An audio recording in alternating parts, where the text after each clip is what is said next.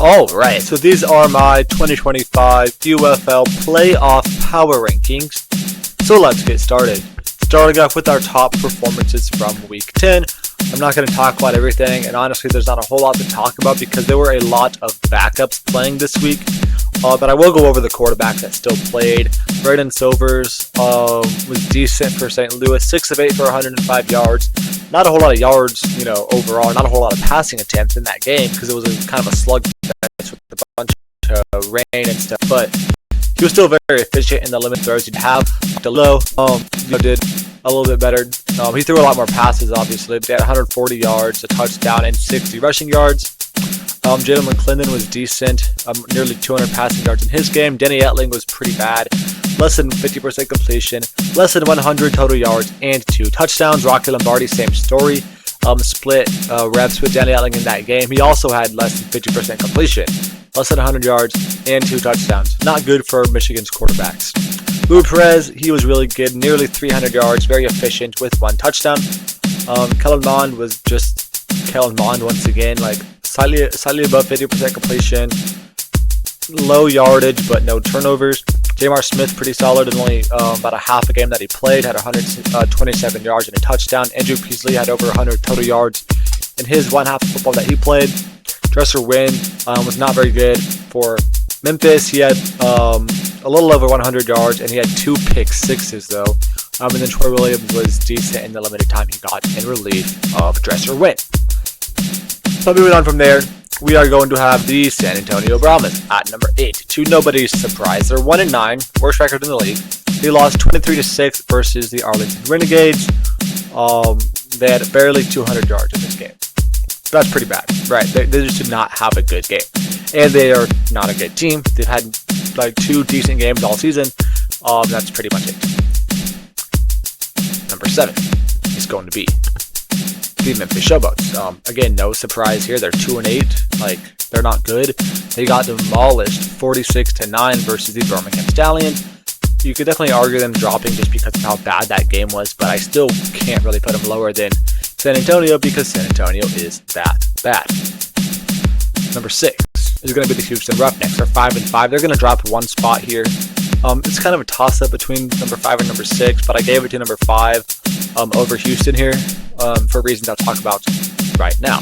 Houston beat the Michigan Panthers by 7 points this week. That's good. But they had 4 takeaways in this game. They were playing backups. They played most of their starters. They had 4 takeaways and still only won by 7 points. It's not that impressive, right? Moving on to number 5 is going to be the Arlington Renegades, right? They won 23-6 versus the Brahmas. So they played, a bad Brahmas team, but they dominated them, right? And the Brahmas were playing their starters, right? A team like Houston, again, Houston was playing their starters versus Michigan's backups, whose quarterbacks were atrocious, and they still only won by 7. So Arlington had a much more convincing win this week, even though it was against a worst team record-wise. The Brahmas played better anyways than the Roughnecks. Or the Brahmas played better than the Panthers this week, and the Renegades still had a better game. So that's why they're ahead of Houston, but I'm not too mad if you want to switch that up. Number 4 is going to be DC. DC lost 13-8 versus the Battlehawks. Both teams are playing most of the backups, so not a whole lot to talk about in this game. But I would say that their rushing defense was really bad. They let up 100 yards total of passing yards. And then they let up about 150 yards of rushing yards. So the rush defense sucks even if it is their backups. Number 3 is going to be the Michigan Panthers. So they dropped 1 spot here. Again, Bryce Perkins hasn't really played since week 7, so the team they've been the last couple weeks isn't necessarily going to say who they're going to be in the playoffs. But because they have not been very good the last couple of weeks, this week losing 19-12 versus the Houston Roughnecks, I got to move them down 1 spot. But again, with Bryce Perkins coming back in the postseason, they're still very much a top-tier team. Number 2 is going to be the Birmingham Stallions. They're going to jump up ahead of the Michigan Panthers because, again, they won 46-9 versus the Showboats. They had 2 pick sixes.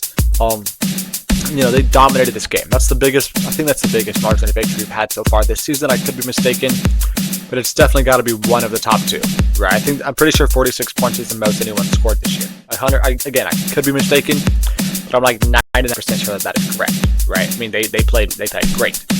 Not really a whole lot to bash on Birmingham in this game. Number 1 is going to have to be the St. Louis Battlehawks. This week wasn't super impressive, but again, they were also playing backups. They still got a win versus the DC Defenders, 13-8, with a bunch of backups in. DC had their backups in too, so it's a backup versus backup battle when St. Louis's backups are better, so that's something. But also, St. Louis has not lost a game of football since week 4.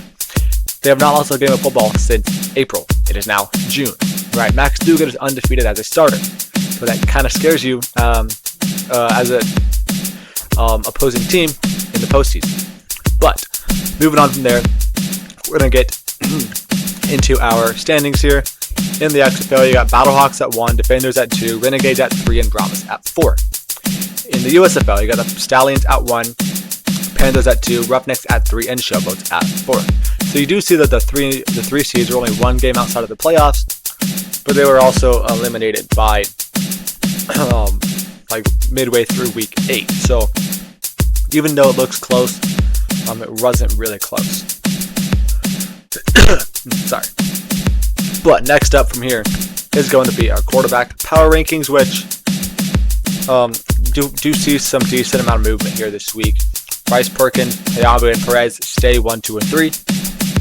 But we do see Jamar Smith jump ahead of Jalen McClendon for number 4. Max Duggan stays at 6. Matty Wilkins. There's a little bit of mix-up here coming in the middle. There's a lot of switch-up, right? Matty Wilkins jumped ahead a couple spots. Nolan Henderson jumped ahead a couple spots because Danny Etling was horrible this week.